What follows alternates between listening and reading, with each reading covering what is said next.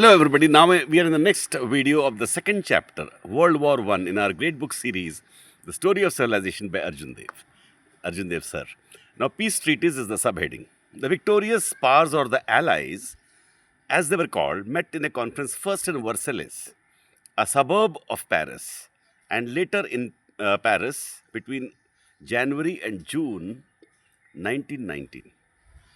Though the number of countries represented at the conference was 27, the terms of the peace treaties were really decided by three countries: Britain, France, and USA. The three persons who played the determining role in framing the terms of the treaties were Woodrow Wilson, President of the United States, Lloyd George, Prime Minister of Britain, and George Clemenceau, Prime Minister of France.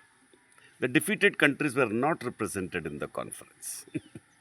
The victorious powers also excluded Russia from the conference. The terms of the treaty were thus not the result of negotiations between the defeated and the victorious powers, but were imposed on the defeated by the victorious. The main treaty was signed with Germany on 28th June 1919. It is called the Treaty of Versailles. The Republican government of Germany was compelled to sign this treaty under the threat of invasion. The treaty declared Germany and her allies guilty of aggression. Alsace-Lorraine was returned to France. The coal mines in the German area called Saar were ceded to France for 15 years, while that area was to be governed by the League of Nations. Germany also gave up parts of her pre-war territory to Denmark, Belgium, Poland, and Czechoslovakia. The area of the Rhine Valley was to be demilitarized. The treaty also contained provisions for disarming Germany. The strength of her army was to be limited to 100,000, and she was required not to have any air force and submarines. She was dispossessed of all her colonies, which were taken over by the victors. Togo and the Cameroon were divided and shared by Britain and France. German colonies in Southwest Africa and East Africa were given to Britain, Belgium, South Africa, and Portugal. German colonies in the Pacific and the spheres under her control in China were given to Japan.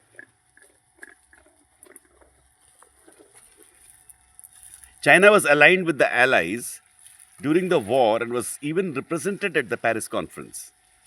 But her areas under German possession of control were not restored to China. Instead, they were given away to Japan. Germany was also required to pay for the loss and the damages suffered by the Allies during the war. The amount of reparations was fixed at an enormous figure of pounds 66,000,000,000. Come on, millions. Separate treaties were signed with the allies of Germany.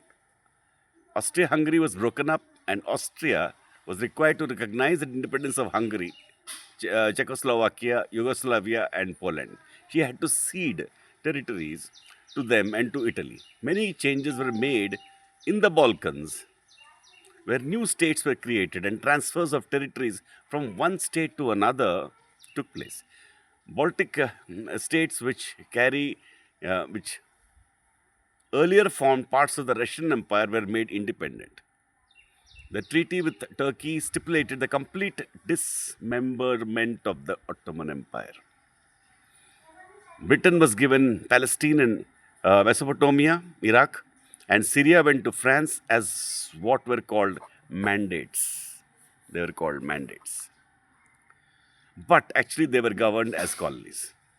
Most of the remaining Turkish territories were to be given to Greece and Italy, and Turkey was to be reduced to a very small state. However, there was a revolution in Turkey under the leadership of Mustafa Kemal. The Sultan was deposed and Turkey was proclaimed a republic in 1922. Turkey regained control of Asia Minor and the city of Constantinople, Istanbul, and the Allies were forced to abandon the earlier treaty. An important part of the peace treaties was the covenant of the League of Nations. And we'll go for the next, in the next video, we'll go for the next part. Thank you.